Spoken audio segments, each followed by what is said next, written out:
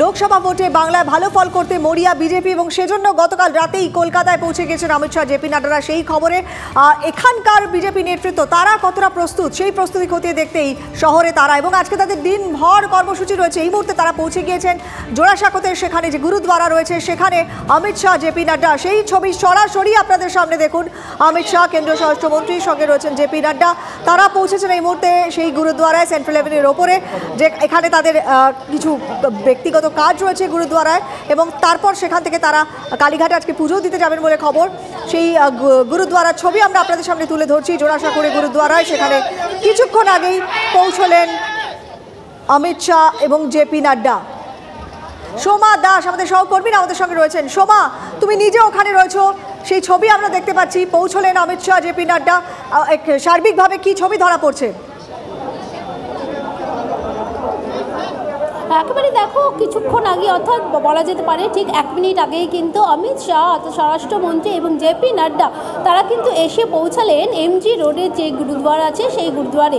আমি বলে রাখি যে সকাল থেকেই কিন্তু যেহেতু স্বরাষ্ট্রমন্ত্রী আসবেন, জেপি নাড্ডা আসবেন, অর্থাৎ কেন্দ্রীয় নেতৃত্ব আসবেন, তার জন্য কিন্তু এই গুরুদ্বারের সামনে বলা যেতে পারে এই যে এমজি রোডে কিন্তু পুরোটাই একেবারে পুলিশ প্রশাসন বলা যেতে পারে যে একেবারে নিরাপত্তা চাদরে মুড়ে ফেলা হয়েছে।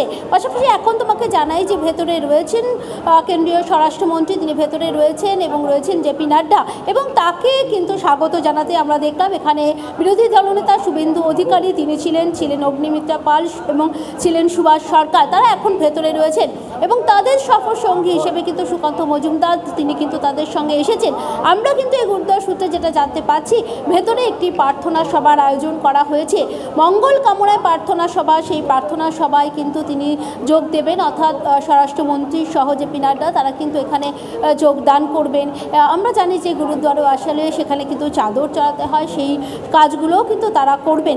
তারপরে বলে রাখি, বলা ভালো যেটা যে এখানে শিখ সম্প্রদায়ের মানুষ যারা রয়েছেন তাদের সাথে কিন্তু তিনি কথা বলবেন, অর্থাৎ গুরুদ্বারে এখানে কিন্তু বিশিষ্ট মানুষজন অর্থাৎ শিখ সম্প্রদায়ের মধ্যে যারা বিশিষ্ট মানুষজন রয়েছেন তারাও কিন্তু এখানে উপস্থিত রয়েছেন, ফলে তাদের সাথেও কথা বলবেন এবং মঙ্গল কামনায় তিনি কিন্তু যেটা বলে সূত্র থেকে আমরা যেটা জানতে পারছি যে দেশের মঙ্গল কামনায় তারা কিন্তু এখানে বলা যেতে পারে গুরুদ্বারে সেখানে কিন্তু তারা প্রার্থনা সভায় অংশগ্রহণ করবে। এরপরে কিন্তু এখান থেকে তারা বেরিয়ে যাবেন, গিয়ে কালীঘাটের উদ্দেশ্যে রওনা হবেন। তারপরেই কিন্তু আমরা জানি যে সাংগঠনিক যে বৈঠক, সেই সাংগঠনিক বৈঠক হবে।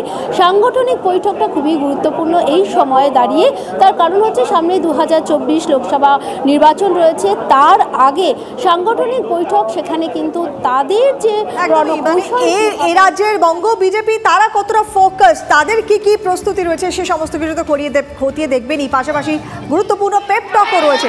সঙ্গে থাকো সোমা। অরিত্র আমাদের সঙ্গে রয়েছেন, একটু অরিত্রর সাথে কথা বলি। অরিত্র, আজকে বীর বাল দিবস এবং সেই উপলক্ষে আজকে বিশেষ প্রার্থনা সভা এই গুরুদ্বারায়, সেখানে অংশ নিতেই এই মুহূর্তে কেন্দ্রীয় স্বরাষ্ট্রমন্ত্রী জেপি নাড্ডা, অমিত শাহ এবং জেপি নাড্ডা তারা দুজনেই পৌঁছলেন, যেটা সোমাও তুলে ধরলো। আজকে সার্বিকভাবে ঠাসা কর্মসূচি এবং ঝটিকা এই বঙ্গ সফর, লোকসভা নির্বাচনের আগে পাখির চোখ বাংলা, সব মিলিয়ে কতটা তাৎপর্যপূর্ণ অমিত শাহের এই কলকাতা সফর? দেখো, শুরুতেই তোমাকে বলি যে অমিত শাহের এই যে বঙ্গ সফর, সেই বঙ্গ সফর অত্যন্ত গুরুত্বপূর্ণ বলে মনে করছেন বিজেপির নেতৃত্ব, রাজ্য বিজেপি এবং রাজ্য বিজেপির যারা কর্মী রয়েছে।